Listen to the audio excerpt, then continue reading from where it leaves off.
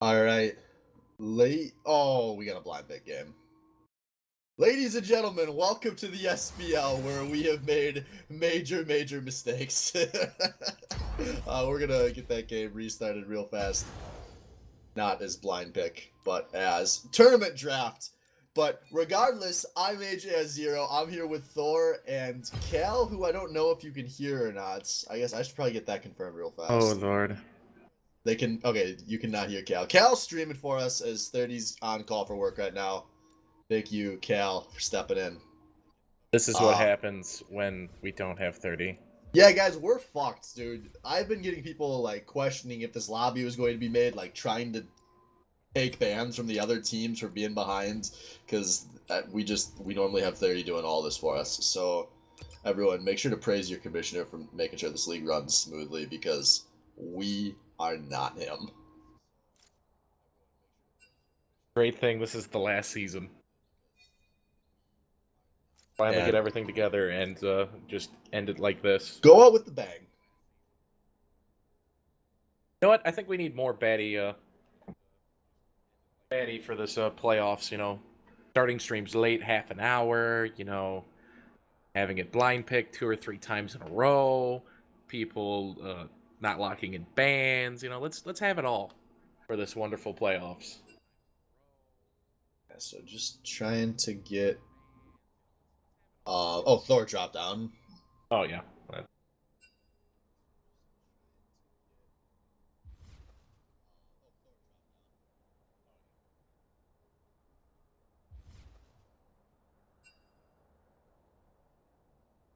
All right, so this will just take a sec here.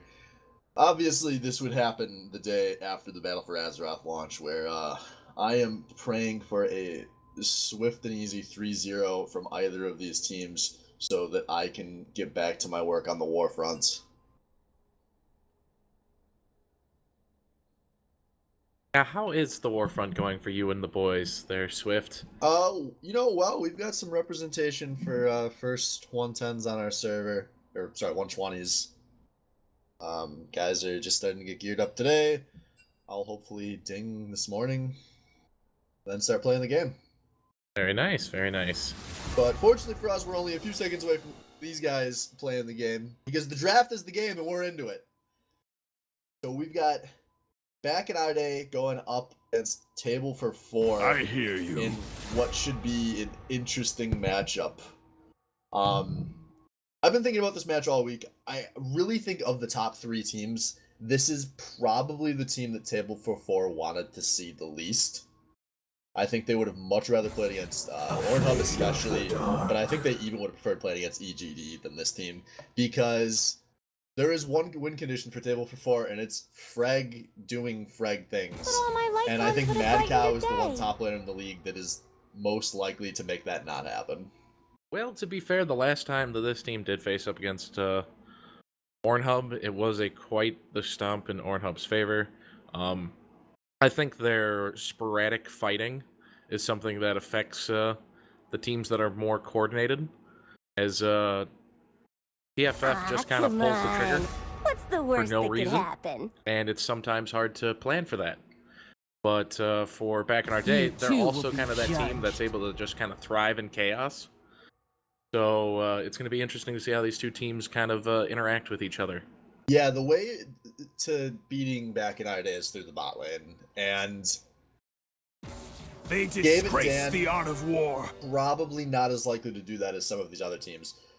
Whereas Back in Our Day, they're very happy playing for Table 4. They came close to nabbing that 1 seed. Obviously, our top 3 teams were very close, all at 7 or 8 wins. But I don't think that they're super concerned about this matchup. I think they're probably already looking forward to next week. But I do not think that they should be. Because I think this is actually going to be a much closer series than I would have predicted halfway through the season. I absolutely agree. TFF has definitely brought themselves together. The addition of Gabe stepping in has brought them some solidity to their bottom lane. Disenchanted's been playing out of his mind, doing really well in the mid lane. And of course, we have the Frag effect, where Frag can either pop off and actually carry a game, or he will int down lane like a Disco Nunu. Yeah, I'm very excited to see which Frag we get tonight because obviously he is the story of every game that he plays in. And it's looking like he's probably going to be taking this Darius here with the mid laners picked. Well, maybe the mid laners picked for table for 4. But a normal pick coming out of back in our day. We got Trundle, the first pick of the draft here. Probably going to Bash the Splinter. Is that been nerfed yet, or is that still pretty boosted? Oh, Trundle's still ridiculous, and we have seen Dario Chapman take a top lane and do quite well with it. But we will have to see if that's the matchup they want to take.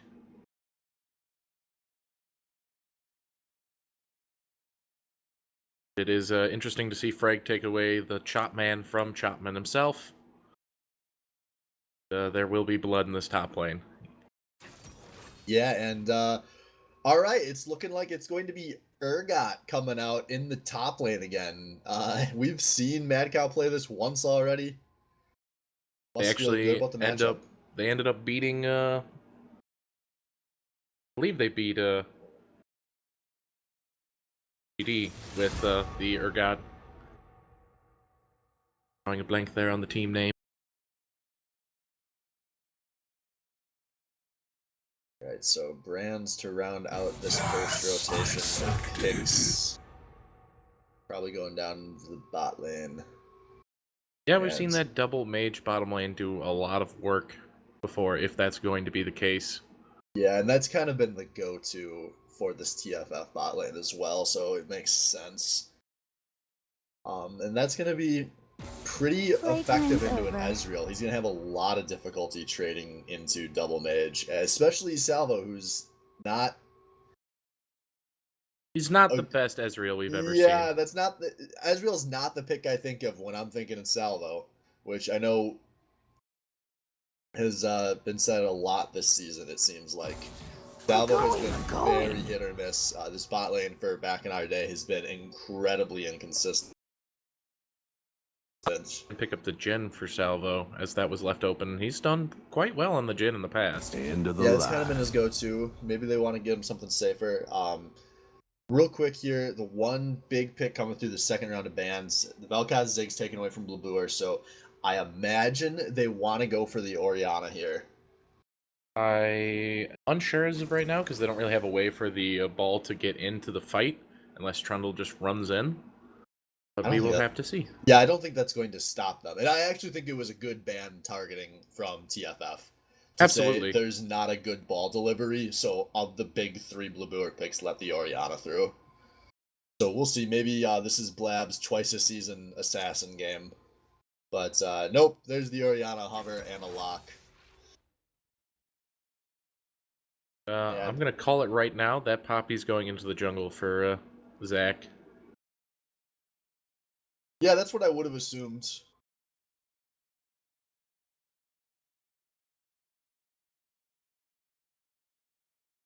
It's going to be interesting to see what TFF and Back in Our Day round out the comps with. I do like the Braum pick. It is a nice safe pick with the Ezreal. Yeah, and it makes sense into a double mage lane. And this team, they're going to let this game go slow and go late. The one pick, I guess, I really don't understand what Urgot does in this composition, as in I don't understand what Urgot does in general. He's just an abusive top laner taking that range versus melee matchup. But Darius does really well into him because he has the pull. And Urgot is not super far range, so he has to step into the pull range to actually fight Darius. Do you think that Mad Cow is seeing something in that lane that you're not? Because it seems odd to me that he would have counterpicked with Urgots if he wasn't very confident in it. Is this a meta pick, or is this just like a Mad Cow thing? I think this is a Mad Cow pick. I have not seen Urgot once in any competitive league. Actually, no, I saw it in EULCS. So, we'll see. Yeah, we will. And that's definitely, to me, the matchup to watch for not only this game, but this entire series. Is so much of this is going to come down to what happens in the top lane. The last time these two teams played, Mad Cow bodied Frag. It was one of Frag's worst performances of the entire season. He had a few moments that came through, but It started, I believe, 0-5-0 in that matchup. We saw Master Splinter camp the hell out of top lane. We're gonna see that again. Yeah, It's I think we're going to see that no matter what the picks are. We're going to see that for this entire series. I think Master Splinter wants to opt into, at worst, a 2v2 in the top lane. And I think Master Splinter's pretty confident that he's the better jungler in this matchup. He's going to try to catch Greg off guard when Zach isn't around, get his top laner going, and get that huge win condition off the board for TFF. Because we haven't seen a whole lot of good play out of TFF when Frag isn't at advantage. I will say though, I really like the Swain pick out of Disenchanted, as it's a much more beefy mid laner who deals a lot of damage, and there's not a really threat of being blown up by an Orianna Ezreal as your damage dealers. So it's going to be interesting to see how Back in Our Day responds to the Swain the later this game goes. Yeah, if this game goes late, it's going to be a very interesting, kind of janky late game. There is a lot of damage out of TFF, but Back in Our Day does bring the standard frontline tanks. Yeah, and if Back in Our Day is able to start stacking up the magic resist, you would think they should be able to survive some pretty lengthy team fights. I have heard some insider info. I'm being slipped a note under the table right now that potentially Disenchanted's once again going to go down to the bot lane with Brand for that double CC. Because if you land the Never Move from Swain, you automatically land your Brand damage. That's interesting. And if there's a team that would do that, it would be TFF. Yep, and Talia mid would do perfectly fine into Orianna. It's just another one of those wave clearing mid lanes.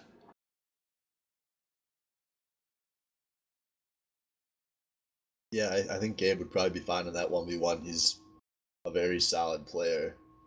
As long as he doesn't get Master Splintered, really. Yep, and he does have to play careful of that because Talia doesn't have a whole lot of mobility, and the pillar can really screw with you as a low mobility champion.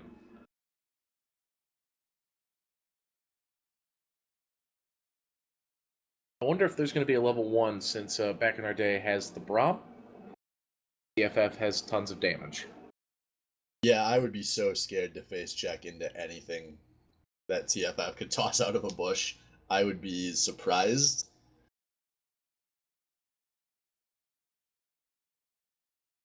Well, you never know. This is the playoffs, and teams start trying to do more creative things.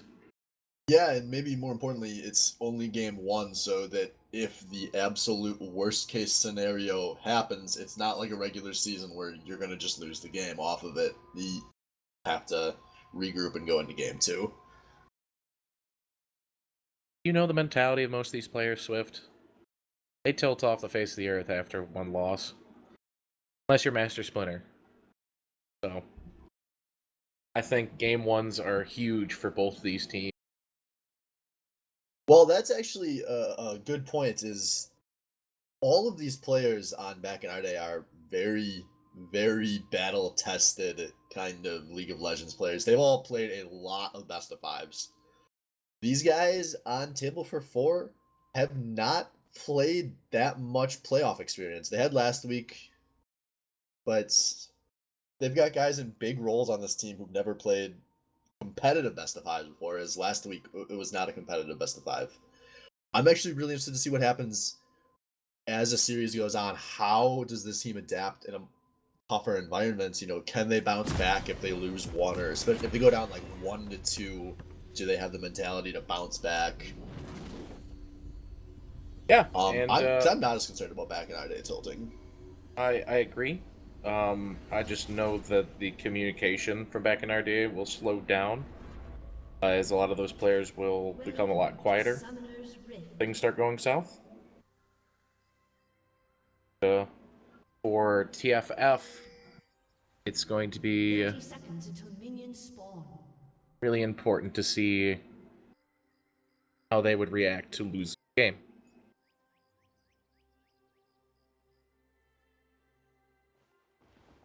Yeah, I am currently getting spectator dicked. Thor, did you make it into this one? Negative. I'm still loading as well. All right, Oh, well, I'm in. folks, I'm in. We're we in. do have it up on stream. The casters will probably make it in before everything starts.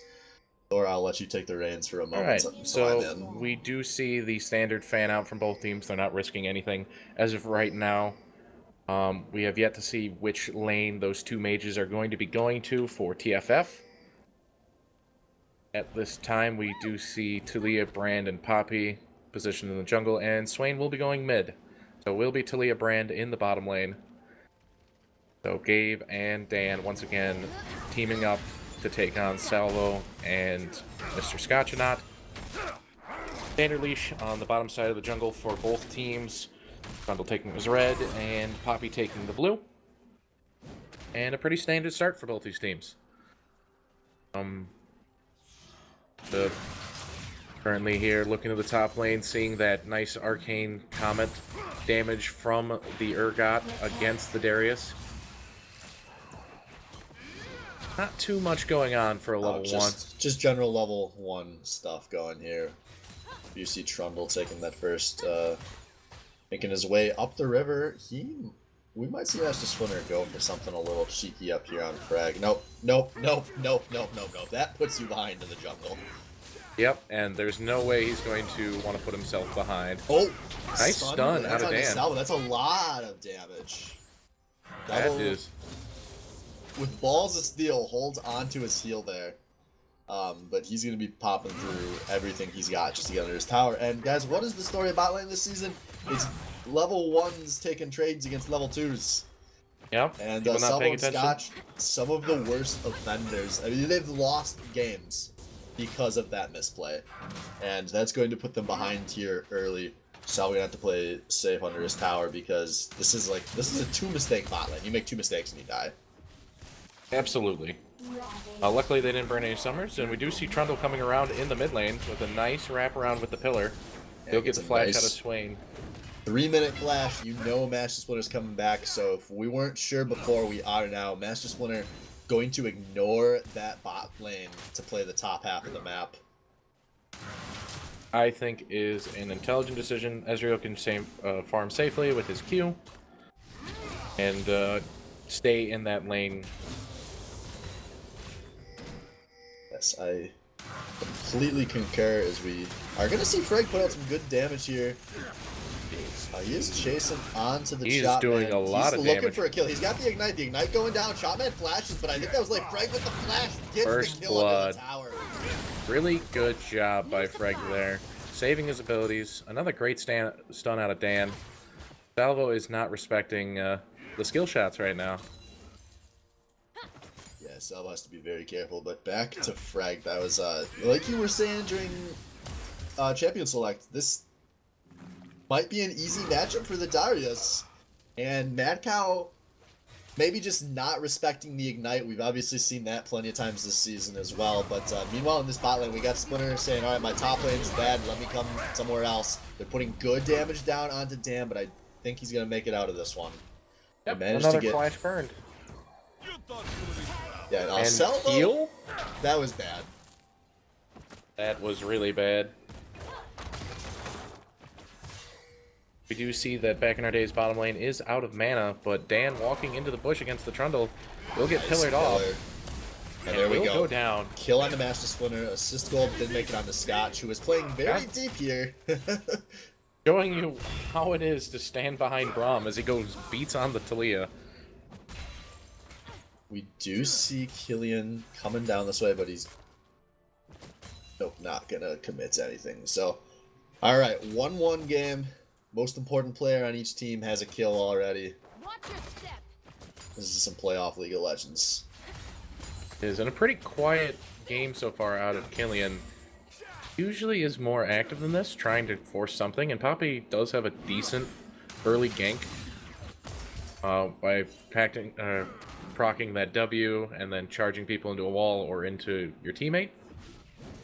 But I want to see him start doing stuff on the map now, because right now Splinter is applying way more pressure.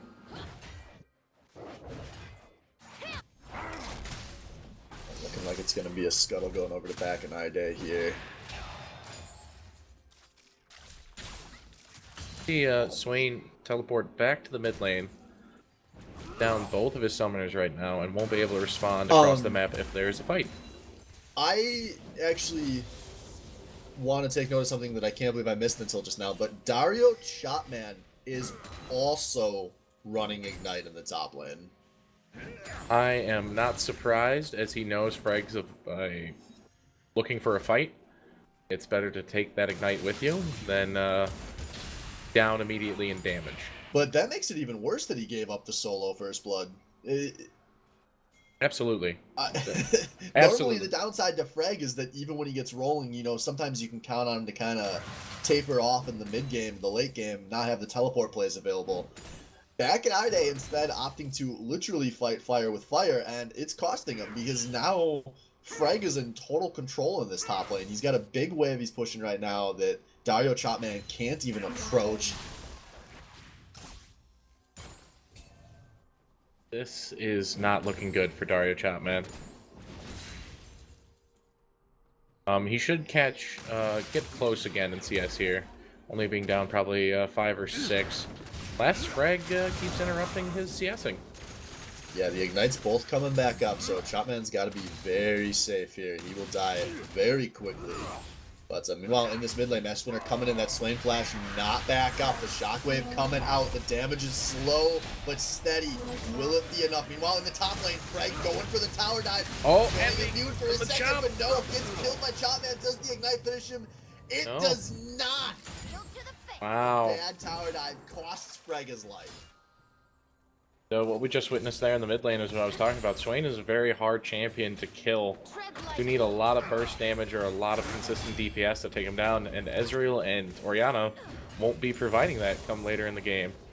Sure, there'll be some burst from the Orianna, but it won't be enough to kill off the tanky Swain. Yeah, especially at this point in the build. It's a Mana Crystal and a Doran's Ring coming out of Blue so no damage whatsoever. It ultimately ended up just being a bit of a waste of Splinter's time. They, I guess, forced the back on their own terms, but you know, we see Frag giving and Frag taking away from his team yet again, going for these crazy tower dives that aren't really necessary. You already have an advantage in the lane. Don't need to be trying to push for a kill like that. yeah, and I think that's big from a mental factor in this top lane. When Mad Cow opted into the Ignite duel, I think he just planned on winning the lane outright, and to have fallen behind, that could have had a drastic impact on the mentality of this team. Him evening the score up there is probably bigger than the gold it provided, although I do still think the advantage is in Frank's favor. But in this bot lane, we have a really nice pillar on the Dan, who's about to get stunned, goes down, a second kill for the Trundle. Great job by Splinter, and once again, like I said, he's doing way more on the map than Killian is. Yeah, what is Killian Farming, doing? and he's still behind. Yeah, he's down on CS. You know, hasn't even ganked. I mean, he actually, we're 9 minutes in, he has not ganked yet. No, he is not. Went to the mid lane to soak some XP after Splinter ganked, and that's all we've seen him really in the lane. Yeah, this is rough, but it looks like he's coming topward, although there's a huge wave, so he's not going to do anything but clear a ward out. He needs to do something, otherwise it's not going to go well for their team. Splinter is dictating this game right now. Yeah, this could be a big fight in the mid lane. Talia has come in, but Master Splinter is close. Blab's trying to create some zone control, but now it's a 3v2. Braum and Ezreal still a long way away, but everyone is roaming. Blab's going to get shielded. Killian flashes for a lot of damage on the Blab, but he still flashes out Blab. Oh, the Shockwave saves his own life, and now Salvo's putting up damage. This could be good for back in our day. No, Scotch is a little deep. It's a kill for Salvo onto Killian, though. Master Splinter looking for his opportunity. Dan flashes forward, takes a 1-for-1. But they're putting the slow onto White Iris, and can they finish off the brand? They cannot. And a janky 1v1. Nice circulation getting out of there by the seat of his pants. Just barely surviving. A good heal out of Salvo to keep him up there. Once again, see this top lane fight. Looks like they're not going to fully commit in the top lane. So, Blab? No, he knows what he's doing. I still don't know if he knows what he's doing. Well, in this top lane, we'll see if Frag knows what he's doing. Is this pillar gonna force him into some bad position? Darius being chunked away fast. And what Why? was that? Why? Flash? Oh, man. rough stuff out of Frag, and that is going to put a big chunk of damage into this top lane turret. It will more than likely be first turret unless Killian comes up here, and he doesn't even have the ult to knock away the 2.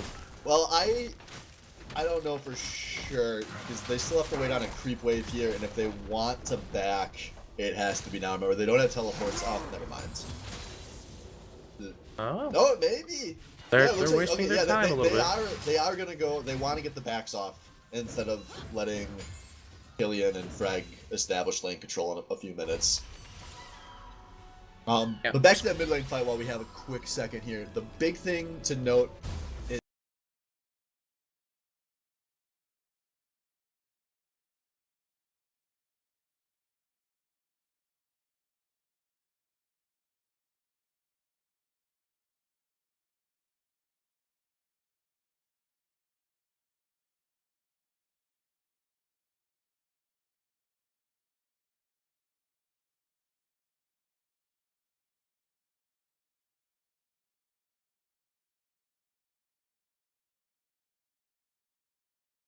we got some Dan clearing out some vision at Dragon Pit, and I think we're back on sound. Thanks, folks.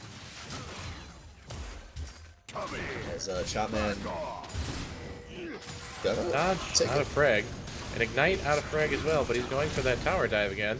Yeah, that might be enough. Oh, it's close. Those bleeds are ticking, but not quite gonna get it. But he gets both. Why?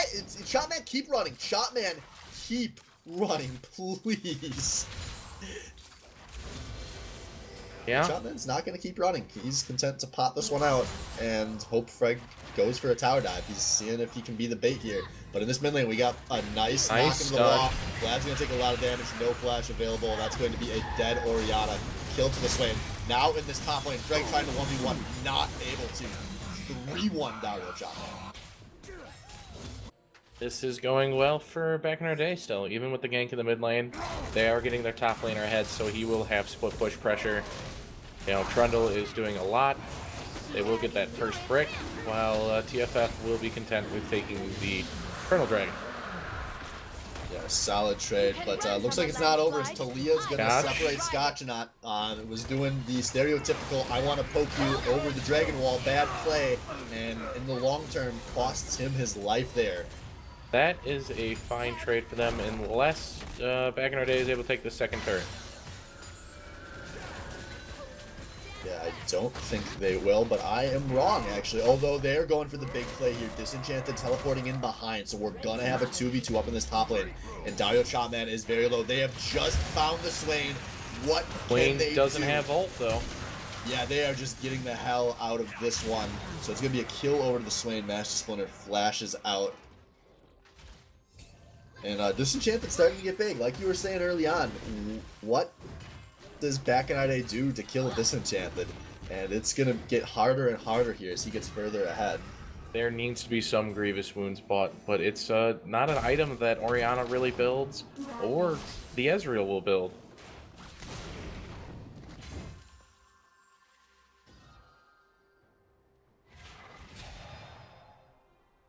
The action died down a little bit here, but that Swain will become a huge issue. And you know, while we see that Freg is down 1 and 3, he is up quite a bit in CS. Watch it. If we actually look at gold, he's only down 200 gold to the Chopman, who is 3 and 2. So it's not as bad there. Yeah, it's been a very effective laning phase. Honestly, I think that unless we see something crazy later on that I don't see coming, this Urgot pick was a complete bust, and I don't think we're going to see it again this series. But we may have a tower dive coming in bot lane. We'll see if Killian has it in him to pull the trigger here. They're just waiting out this creep wave. And Killian's actually pretty far ahead of this. Nice stun. Doing a lot of damage. Salvo takes the damage zone. It's basically a solo kill at Killian. Now Scotch trying to kite around. The Ignite just ticking down. They're trying to trade some creep aggro here, but they may have picked up Dan, taking turret shots. Flynn, that's going to go 1-for-1 trade, but now around this rip there, Dario Chopman once again gets the kill on the Freg. Deny trying to waste the time with the Swain, who's popping his way out. He's flashed out. Can the Chopman chase him down? Oh, good play out of Disenchanted. He still might be killed. And there we go, Chopman able to chase that one down. A lot of things traded. Yep, that was a... How did Dan die? Dan started tanking turret aggro. They screwed up the turret stagger. Oh, Lord. So it was a 2-for-1 instead of a 2-for-0, but ultimately still a win down there as they got the turret as well. Yep, across the map, it would be a 3-for-3.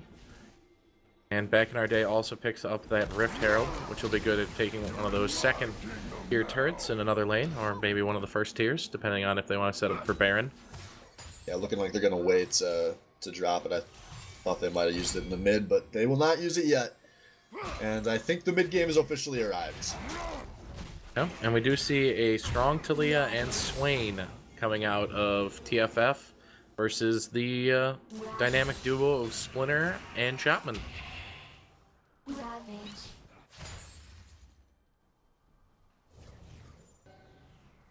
Trying to see if mages can beat tanks. Yeah, we're going to find out. As Salvo gonna start putting some damage onto this bot lane tower, but there are a lot of members of TFF making the way down here. Remember, there's no tier 1 for him to fall back to. As There he's just is now a seeing Talia friends ultimate to cut him out off. of the river. This is not looking good for Back in Our Day as Salvo is taking damage fast. He's just barely dodging away here, but he's gonna have to give up his support. Scotch gonna just try to waste some time as a lot of extra members are making their way down here. I don't think anyone's in position to capitalize here. Actually, they're gonna capitalize on Craig. As Splinter, though, is maybe going to lose his life instead as the double dots are ticking. Splinter just barely, no, Splinter does. It's a 1-for-1, but assists go over to Back in Our Day. And 2-for-1 across the map. You know, those are the things that'll help get TFF back into this game. You know, Gabe is now 3-0. He is becoming a big Talia. yeah, they're continuing this big pressure in the bot lane. They haven't lost mid lane to it yet. And it looks like there's going to be another fight here. Killian a little separated from his team. And Blab going to toss out a shockwave. That's actually some good damage on a Killian. Shotman really good damage. The Ignite is ticking. Killian, I think, walks out of this one, and he does. Blab has to flash away from the Swain on the other side of the fight.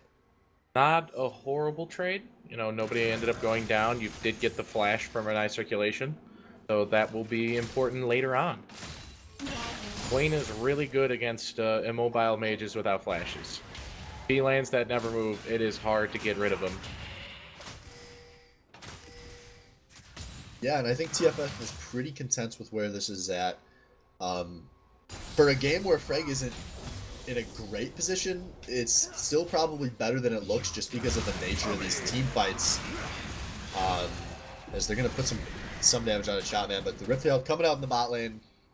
Yep, should be able to just get that one turret before they back off, unless there's a horrible misplay by TFF. I'm not a fan of that Rift Herald play. Well, I think they're hoping to draw some pressure away from this mid lane turret so they can get some damage onto the... finish off the mid lane if they draw pressure down to bot. This is a really important dragon. 2 Infernal Drakes going over to TFF would be a big problem because of all the damage that they have on that team. Yeah, both teams know it. Disenchanted not here in this fight yet. He's going to have to teleport in. Braum ult only hits 1 there, and the Disenchanted is on his way in. But the kills are coming through. Greg is already down. A nice shockwave on a Blab. 1-for-2, and the health bars are all over the for. They got a 1-for-4 as Blab is just wiping his ass with 0-for-4 right now. Disenchanted teleports in to die, and that is a 1-for-5 out of Back in Our Day. Greg, what are you doing, man? You screwed the pooch on that one. You were going into a 4v5, and actually more than likely a 1v4 at the time, as there was no teammates to really back him up on that apprehend. That's not good. Rough stuff, and now Back in Our Day trying to turn that into a Baron Nashor here. Going for the aggressive play. Table for 4. Gonna get that second Infernal here, though. So this is going to be... What happens with this Baron buff is going to be huge. Because of how Back in Our Day likes to play, they like to go slow when it comes to the later part of the game. it's going to be very important that they push for objectives with this Baron buff. Because if they keep letting this stall out, Table for 4 has a chance to take over the game. And we see that it will be a third Infernal Drake spawning the next dragon. That's maybe good news for back in our day, is it does give them an opportunity to fight the next Infernal. It does, but now there is a lot of damage for Table for 4. Now, even though Brand is 0-4, pressing ultimate in a team fight does quite a bit of damage. So that mid turret will go down with just a little bit of a tickle of damage from literally anyone. And there it is. Blab walks up and does the job. Now they do see Freg in the top lane. Remember, no teleport top laner, so they're going to feel very confident using Baron to keep pushing into this mid lane here. This is aggressive macro out of TFF that's going to cost them a tier 2 mid turret. And I think the push is going to continue as long as Freg is showing, which he is.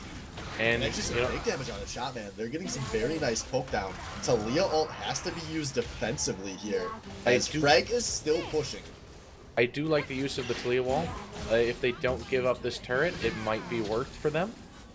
Yeah, but it is hard. Ooh. Oh, Blab! A beautiful shockwave. Scotch follows through, but he doesn't need to.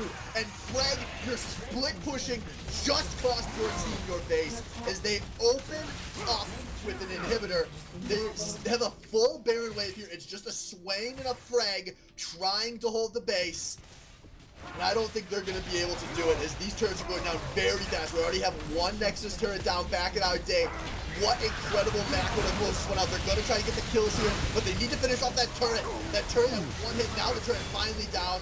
So is Table for 4. And just such fast macro to go from even at 19 to winning before 23 for back in our day. That was a good combination of ults out of Blab and Salvo. Timing the Ezreal ult with the shockwave pulled so much damage on that those squishy mages of TFF. So, all right, guys, that's game 1. We're gonna take a quick stream delay. Get set up for game 2 here. While Abby will be back in just a moment.